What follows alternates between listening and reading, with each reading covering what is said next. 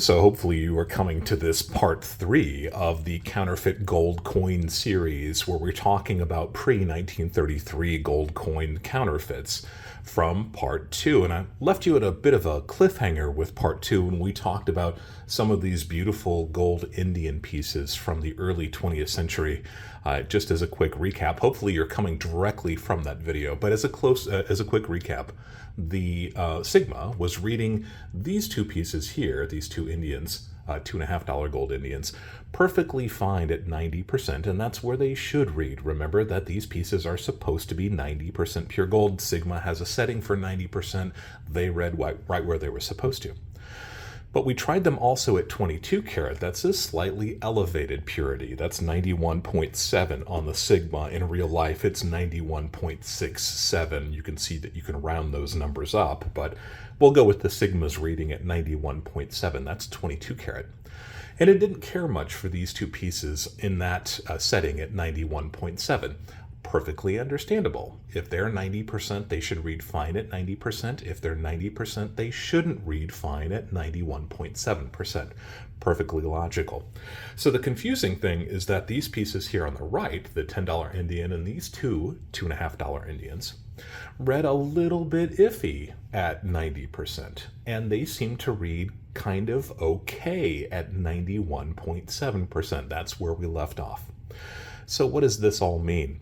If you are new to the channel, I want to thank you for being with me here today. My name is Dub C. Hopefully, like I said, you're coming to this from the other videos, the previous videos in this counterfeit gold coin series. I think this is a fascinating subject of numismatics and stacking. This is really where we cross that bridge between stacking and collecting that I'm always talking about. That's one of the most exciting aspects of this hobby, this journey that I can think of. And if you are new, and you haven't yet subscribed to the channel, I'd like to invite you to subscribe to the channel. It doesn't cost anything to subscribe. It's just a way to show support for the channel. It means a lot to me, and I would appreciate if you would become part of this community. For you guys who are returning subscribers, what can I say? But again, thank you. I genuinely appreciate you being with me here again.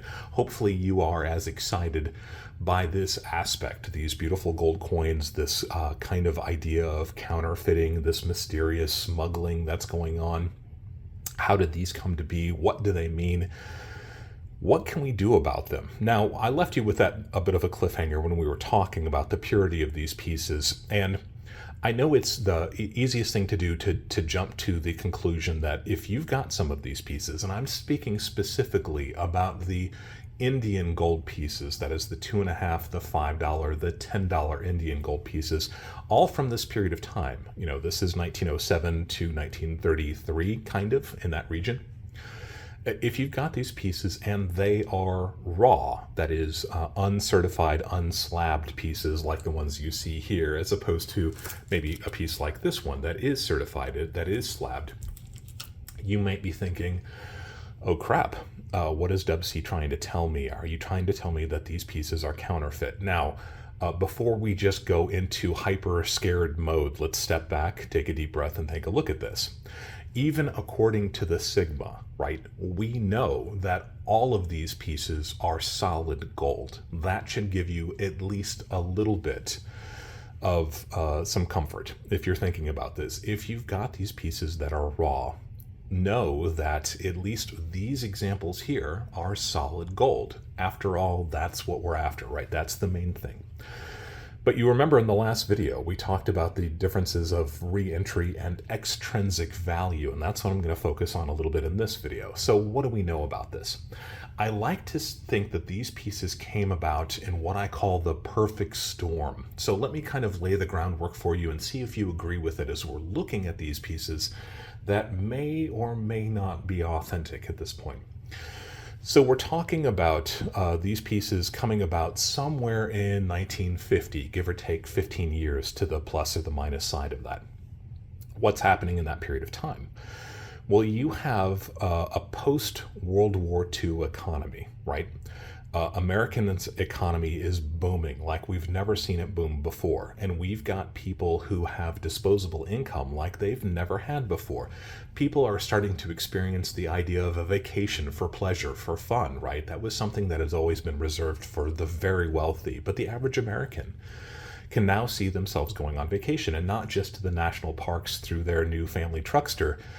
We're actually starting to experience people traveling overseas for vacations. And when you think about things like Patsy Cline's song, You Belong to Me, it's 1952, and she actually mentions in the song, see the pyramids along the Nile, right? So this is something that is part of the imagination of the American population, maybe for the first time ever.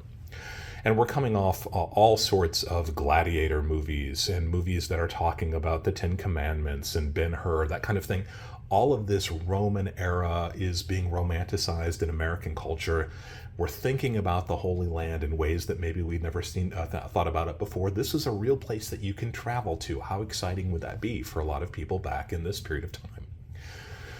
And while this is happening with the average American, you have GIs, people in the military still stationed all around the world, right? This is immediately following World War II, the biggest war the world has ever seen. We have bases everywhere. So we've got people in the military that are still stationed all throughout Europe and the Middle East. And in addition to that, you have business people who are starting to propagate American interests all throughout this area too, not just rebuilding Europe, although that's certainly part of it, but imagine the oil industry, the petroleum industry in 1950 in places like Saudi Arabia. Imagine the American oil executives or the roughnecks who are actually working out in the field. All of these folks who are overseas for the first time, and not just in the petroleum industry. You've got a brand new free Jordan, and you've got Egypt, and you've got all sorts of other countries that are starting to need and want American investment in their economies. So you've got this influx of Americans in these places where maybe we had never really been before. And these Americans are loaded for bear. They've got disposable income. They've got the ultra powerful American dollar, and all of these people who are local to these areas want that American money. So that's the groundwork for this perfect storm. Now, we've got jewelers, we know, who are making really high quality sovereigns, right? We saw this in the last video, the first video, where we talked about the sovereigns and this beautiful counterfeit gold sovereign. These weren't made to fool collectors. These were made because the economies in some of these countries depended on the sovereign. This was the unit of exchange. If you had a bill of sale, if you owed somebody money, if you were trying to buy something of considerable value, it's very likely that that bill would have been denominated in English gold sovereigns. So these cultures were gold-centric. They focused on gold. They had lots of gold. They didn't trust paper money. They wanted gold. And the problem was that they were running out of sovereigns, right? So many of the sovereigns were being used in their booming economies that they were running out of it. So industrious jewelers and goldsmiths in this area of the world started making counterfeit sovereigns that are made out of real gold. Again, this wasn't a way that they were trying to game the system. They weren't trying to make these for collectors. There probably weren't really even collectors of common sovereigns back in the 1950s. These were just a unit of exchange. So they had plenty of gold. They had the technology and the expertise and the skill, the craftsmanship to make counterfeit sovereigns. Some of them really bad, some of them pretty good. So Americans are overseas and they are seeing this happen, right? You've got American tourists, American businessmen, American GIs who are seeing all of this gold in the souks. That's the outdoor markets in a lot of these Arab countries. So they're seeing these pieces of gold being exchanged in Saudi Arabia. They're seeing them in Dubai. They're seeing them in Cairo. Maybe they're seeing them in Jordan. And you have to remember that Americans are still under Executive Order 6102, right? 6102 is that executive order that FDR signed in 1933 that banned Americans from owning most forms of gold bullion. But like we said in the last video, you could still own up to $100 in circulating gold. That would have been pre-1933 gold. And you could also own gold coins having a recognized special value to collectors of rare and unusual coins. So you have the perfect storm of Americans with fat pockets stuffed with American dollars. And you have incredibly skilled goldsmiths who have access to gold, but who are trying to figure out how to get some of those American dollars. And at some point, they came up with the idea of creating counterfeit gold American coins. So that is the steps that led up to this perfect storm. Now, why would they do this? Well, it's kind of strange because we know that these economies are certainly not based on American gold coins, right? They didn't want American gold coins, they wanted British sovereigns, but they seem to be able to satisfy that demand.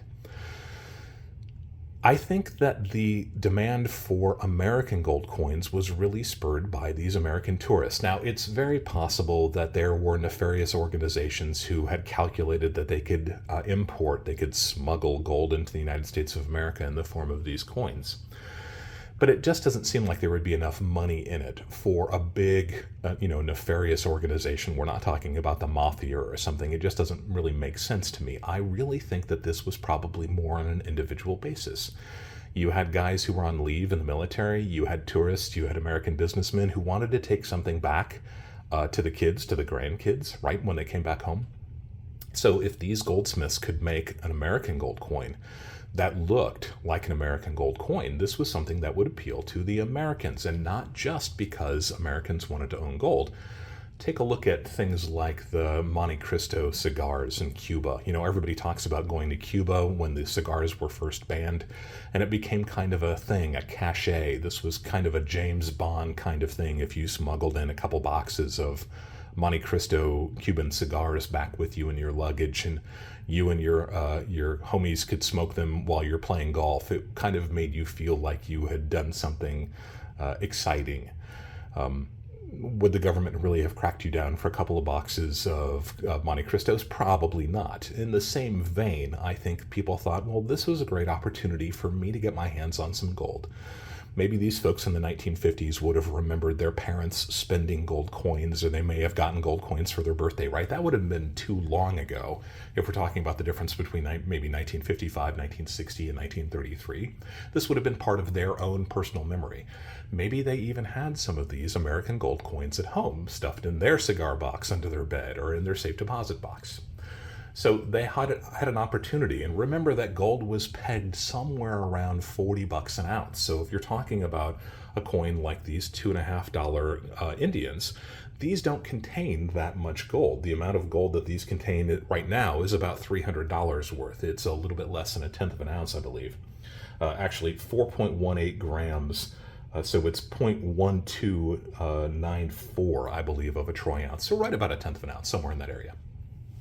So at $40 an ounce, you're talking about maybe even with the premium for the guy who sat in his shop and made these, you could pick these up for $5 a piece, maybe $6 or $7 a piece.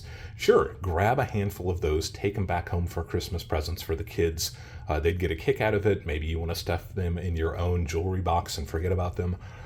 This was an opportunity for you to buy gold. And when you're bringing these back in your sea bag or your duffel bag, or if you're in your troop transport, if you're flying back across the air in the friendly skies and the new commercial airliners, there was no TSA, right? No one's going to dig through your baggage looking for these. You were supposed to declare stuff, but the average worker at the airport, the customs officials, if you come back with 3 or 4 gold coins in your pocket, especially if they are vintage gold coins, remember, we had that huge loophole about the gold that was allowed. It could be these classic gold coins. And some average worker at the airport probably didn't give a care. He probably didn't even really blink an eye at these. So you get these home. You finally get these back home. And you think of yourself as the same guy smoking those Monte Cristos. You kind of were a James Bond for a second there. You smuggled gold back into the country. You throw them in your jewelry box. You throw them in your safe deposit box. You give them to your kids for their birthdays or under the pillow for the tooth or whatever it is. And then time starts to go by. So that was the 1950s, maybe the 1960s, 1970s. The kids are getting a little bit older. They remember seeing these gold coins in your jewelry box. 1980s, it's always been part of their life. They've always been aware that you had this 5 or 6 or 8 gold coins sitting in your jewelry box. 1990s come. 1990s, you're getting a little bit older. 2000, you finally pass away. Sorry to see you go. But your estate goes to your kids. And your kids, who have always known these gold coins were there, just kind of assume that this is something that you had from your childhood. And they're not too far off, right? As a GI coming back, you probably weren't that old. So your kids wouldn't have known that you had brought these coins back with you. And maybe, it wasn't just the fact that you were trying to James Bond a few gold coins into the country. Maybe you are of Eastern European origin. And you remember the hyperinflation that happened after World War I and World War II. And this was a great opportunity for you to protect yourself a little bit. Hey, that's what we're all doing here, right? This is why we love stacking gold and silver in the first place. So your kids who had always grown up knowing that these pieces were there, take these pieces finally to a local coin shop, and the coin dealer looks at them, puts them on the scale. Maybe they've got a scale, maybe they've got calipers, maybe they actually do a scratch test on this. I hope they didn't. And they determine that these pieces are solid gold. Of course they're solid gold. They are solid gold. They have no reason to doubt that. Your kids said that they'd always been there. Your dad must have had them, since he was a kid. So your dealer takes these coins that they have tested, they've looked at, they've weighed, they've examined very closely. Nobody would make a fake gold coin out of real gold, right? Why would somebody bother doing that? So of course these aren't fake. The problem is that they are, right? These are counterfeit gold coins. Did you know that when you brought them back into the country? Did you suspect that they were fake? Maybe you did, maybe you didn't. You were after the gold value. You were after that intrinsic value. It didn't really matter to you what form it was in. If that meant that the prying eyes of the government wouldn't be so suspicious of you because they looked like, a 1910 gold eagle, $10 gold piece, so much the better, right? That's what it looked like. That's what you were sold it as. That's what you thought it was. So you didn't really care whether or not it was a real gold coin as long as the gold was gold. And it is.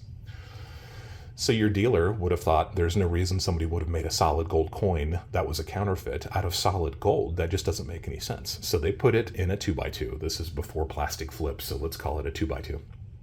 They put it in their display case. And you come along and you buy it for the price of gold. So this is maybe early 2000s, maybe late 1990s, just as an illustration. And now you've had that coin in your collection for 25 years. You had no doubt ever that this was a solid gold, real gold coin. And that's the problem. This is where the idea of re-entry really comes into play, and this is why we begin touching on that idea of extrinsic value. Because while you thought these were solid gold coins and you didn't really care what the form was, right, when you brought them back into the country, you paid your $5, $8 a piece, and they went in the jewelry box and it was a done deal. And your dealer in 2000 realizes that these are solid gold coins, and he pays your heirs $100, $150 a piece for them. Your heirs are thrilled to have that much money. That's fantastic. The problem is, for pieces like these $2.50 gold pieces in particular, these are just some examples, but these $2.50 gold pieces have skyrocketed in numismatic value. That's their extrinsic value. In many cases, they are easily twice the value of the gold contained within them. So right now, somewhere around $300 a piece in gold value. These pieces trade for $575 to $650 if they're in relatively good condition. That is their numismatic, their extrinsic, or their collectible premium. Now you see the problem with these pieces, right? So if we knew before that they were solid gold, and this was a great way for you to buy gold if you could bring it back into the country where nobody would notice and you'd finally have some gold to put in your stash. But the problem is that the extrinsic value is rapidly, if not exceeding the value of the gold, it's coming awfully close. And that's the problem. Now, there are lots of these pieces on the market, and I told you not to get too concerned about it because ultimately the value of the gold, as we've seen here, is pretty good, right? These all seem to have very close to the amount of gold that they're supposed to. And it's not a big reveal at this point. You should understand that these two pieces that read perfectly fine at 90% but not so good at 91.7, these are authentic pieces. These three pieces that read iffy at 90% but seemingly perfect at 91.7 on the Sigma, these are counterfeits. These are counterfeit American gold coins. The gold contained within them is actually higher than it's supposed to be. How is that possible? And I'm just going to take a look at some of these up close so you can see. These are beautifully made, and they would fool almost anybody, and I'm pretty convinced of that. This is a 1914D, this is a 1910, and this is a 1913. So how do we know that they're counterfeit? Well, I know that they're counterfeit because we just tested them with the Sigma, but even if we're not going to believe the Sigma, and believe me, that should not be definitive, right? The Sigma is just another set of eyes who's looking at these. But I know that these are counterfeit because I have submitted each of these to a third-party grader, and they've come back with what we call body bags. These are pieces that are not authentic, and the third-party graders put these in them. They don't even bother to put them in a rigid plastic slab if they're counterfeit. They can take a look at these, and with their expert opinion, they can tell with absolute certainty that these pieces are counterfeit, that they are not genuine. They send them back to me in a body bag, and it's a little bit of a shock. Like I said, I've been doing this for a long time, and I thought that I had a pretty good eye for these things, but I've been fooled not once, but at least 3 times, really 4 times. If you saw some of my videos from last year, I bought a small Guatemalan piece that never occurred to me would be a counterfeit, and sure enough, it came back as a counterfeit coin also. So yeah, it's happened to me a lot. I have fallen for this again and again and again. You know, part of it may just be greed. I see these pieces and I think, that's just a beautiful gold coin. It's got to be authentic. Put down my money, walk out the store with it, send it off to NGC or PCGS and have it come back counterfeit. That's on me. I should have known better. I've been doing this long enough to know better.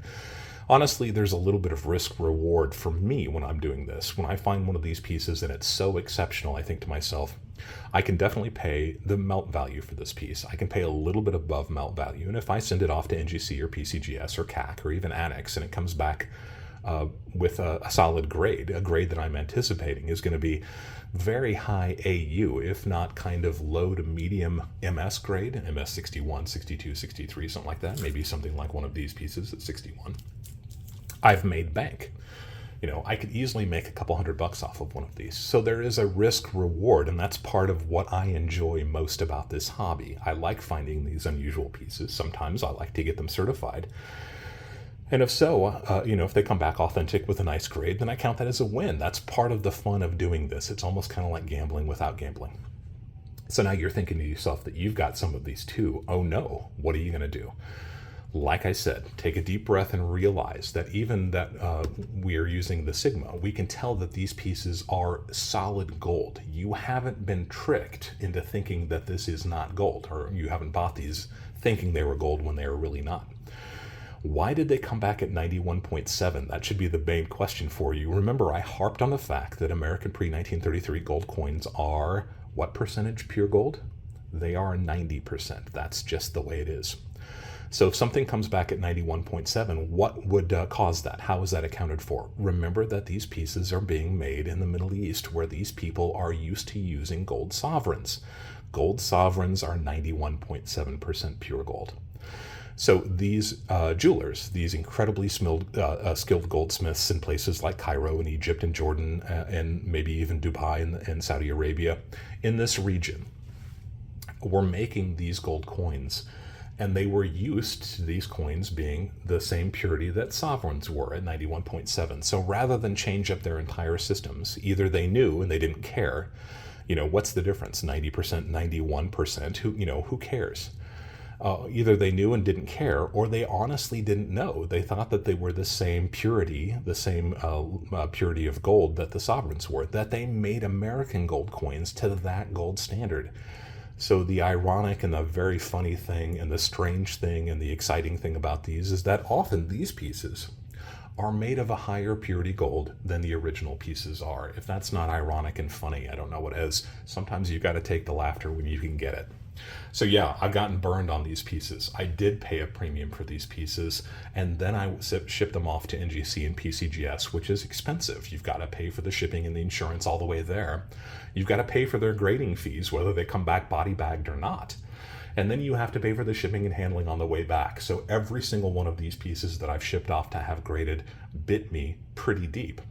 Now, we have a dilemma here. And we've got a couple different options that we can use if you find yourself in this position. If you're looking at your stack and you realize that you've got a $2.50 Indian, a $5 Indian, or maybe a $10 Indian that is raw, that has never been slabbed and certified by a reputable third-party grader, what are you going to do? Again, I don't want to put the fear into you.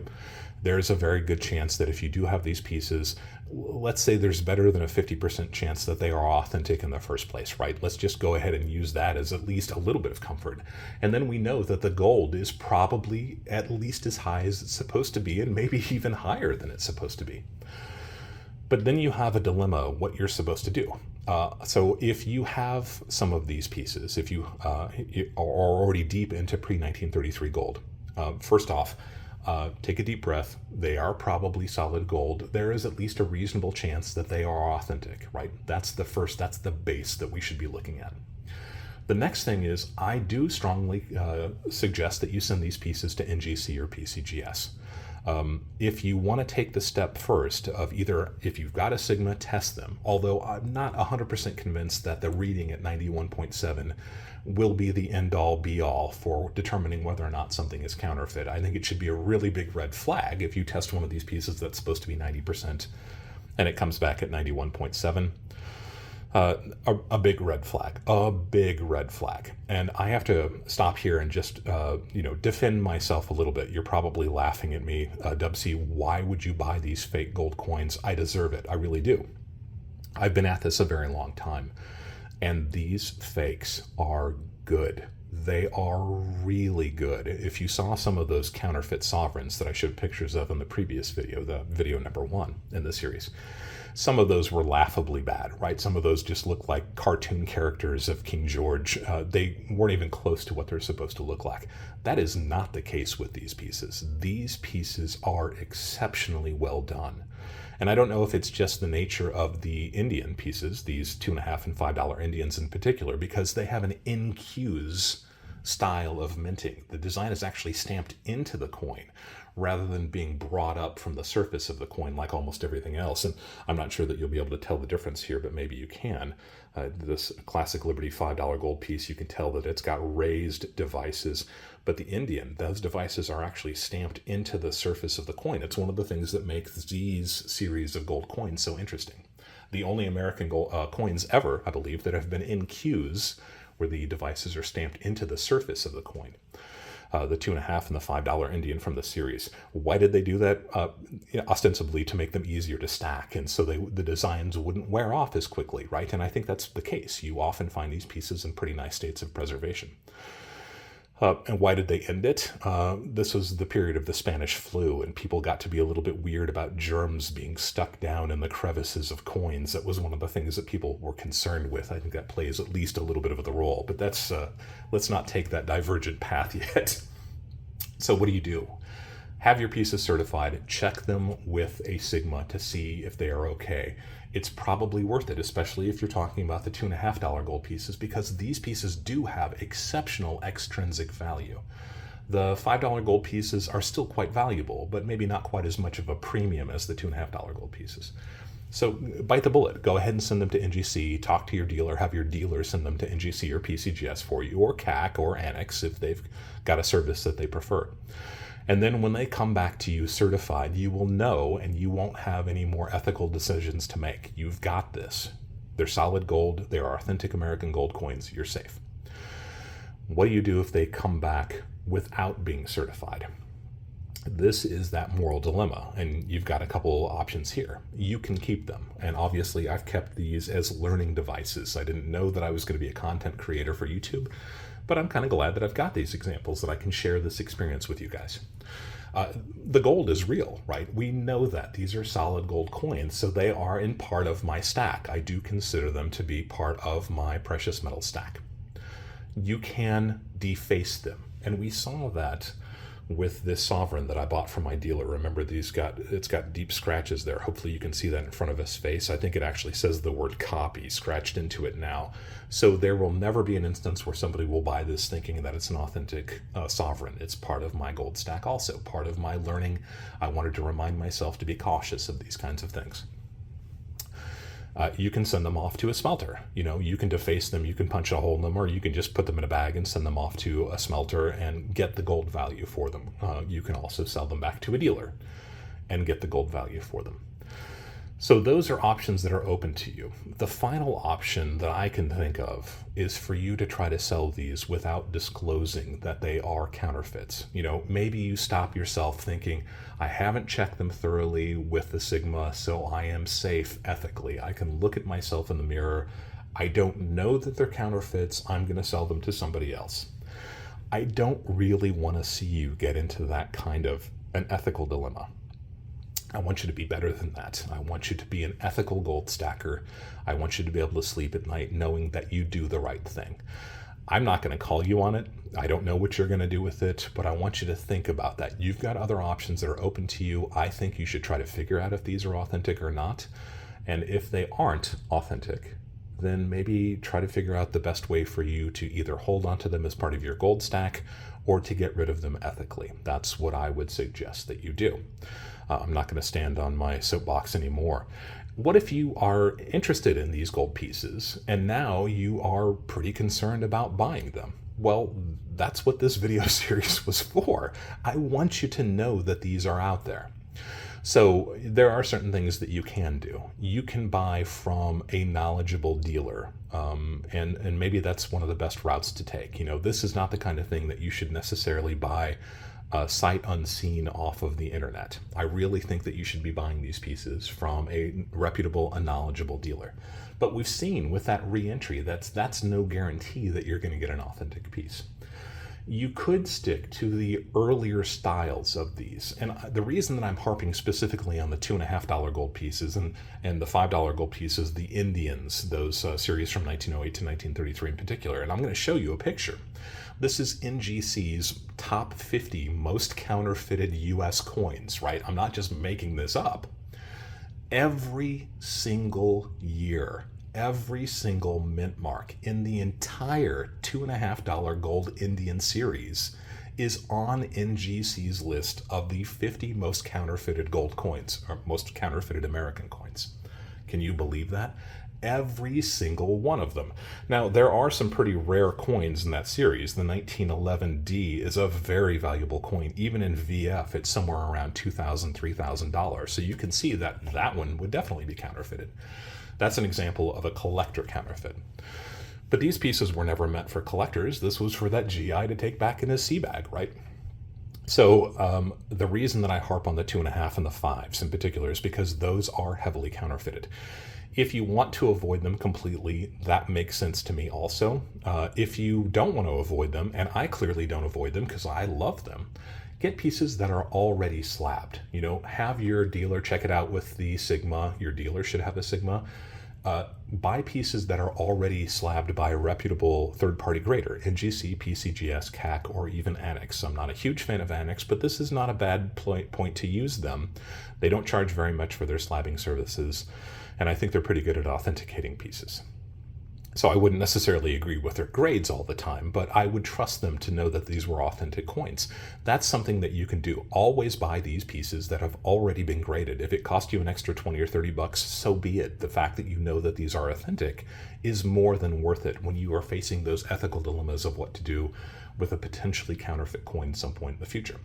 You could also stick to the earlier series, like this $5 Liberty. They're not quite as exciting, to me at least. I don't think that they're quite as cool as the Indians. And there are potentially counterfeits of these pieces also. But in my experience, I think that the ones of those who are counterfeited, especially the 2.5 series for the Liberties, are the ones that have a lot of extrinsic value. Those are the ones that have high collector demand. So if you're just looking at average circulated, XF, VF, VG, $5 gold pieces from the 1880s, 1890s, early 1900s, I don't see those counterfeited very much at all. So that would be another route that you can take. So you've got several different options here if you haven't started buying these. Buy them certified, buy them from a reputable dealer, maybe buy pieces that are the earlier series, the Liberty series, instead of the Indian series. So you've got different options that are available to you, but it doesn't mean by any stretch to avoid these. They are too cool. They are too interesting, fascinating designs. I want you to have part of these in part of your precious metal stack if you want them. Just use some caution. That's what this entire video series is about, to let you know that these are out there.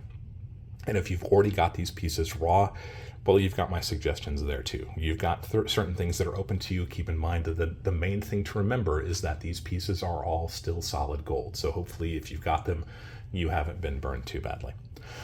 So there we go. That is volume 3 of Counterfeit Gold Coins, where we focused on pre-1933 American coins. I like that perfect storm where we talked about American consumers, American visitors, tourists. We talked about GIs. We talked about businessmen in an environment where potentially American gold coins could be the most palatable way for folks to own gold who have never owned gold before. The problem is that if they're bringing these pieces back and they're actually getting their hands on gold for the same reasons that I and probably you stack in the first place, it's that extrinsic value that really starts to be the problem. It's not the value of the gold, it's the numismatic, the extrinsic, the collector premium that really starts to be the problem. I will be making another video in this series, I believe, where we talk about probably the most famous counterfeiter of American 20th century gold coins. And I've got a little bit of experience in this too. This should be fascinating as well. And as a hint, his name is Omega. And this will be a cool video too. If you have questions, keep your eyes out for that video. If you have questions about any of the pieces that we talked about here, I know that some of these opinions are controversial. I wouldn't bring them to you if I didn't believe that I kind of had a pretty good grasp on this entire section of our hobby. Just use caution, right? Think about these things first. If you've got questions about any of these pieces, leave a question down below. As you know, I'm fond of saying if you've got a question, there's a pretty good chance that somebody else has that same question. Let's see if we can answer it for everybody. If you have suggestions of other video or video series that you'd like to see me make that deals with anything in precious metals or rare coins, you can leave that comment down below too. And if I make a video, I'll give you a big shout out for the suggestion in that video. If you have not yet subscribed to the channel, I'd like to once again ask you to subscribe to the channel. Again, it doesn't cost anything. It's just a way to show support for the channel. I would genuinely appreciate it if you can be part of this community. And as always, thank you for allowing me to be a part of your journey as we go deeper into the world of coins and physical precious metals.